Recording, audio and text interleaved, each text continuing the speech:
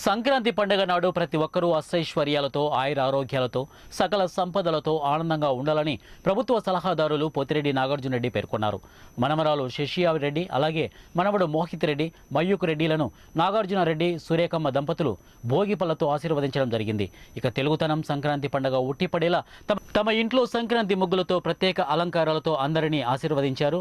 ఈ సందర్భంగా నాగార్జున రెడ్డి మాట్లాడుతూ సంక్రాంతి పండుగ ప్రతి ఒక్కరూ ఎక్కడ ఉన్నా తమ గ్రామాలకు చేరుకొని చాలా గొప్పగా ఆనందంగా జరుపుకునే ఏకైక పండుగ సంక్రాంతి అని పేర్కొన్నారు. రైతులకు తొలి ధాన్యం ఇంటికి వచ్చే రోజు అని, సాక్షాత్తు లక్ష్మీదేవి ఇంట్లో అడుగు పెడుతుందని రైతుల నమ్మకం అన్నారు. ఈ పండుగ నాడు ప్రతి ఒక్కరూ అష్టైశ్వర్యాలతో సస్యశ్యామలంతో అందరూ బాగుండాలని ఆకాంక్షించారు.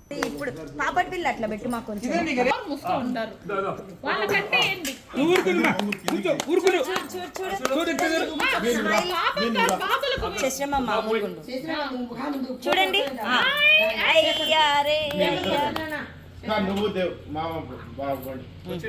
పోండి తొందర పోండి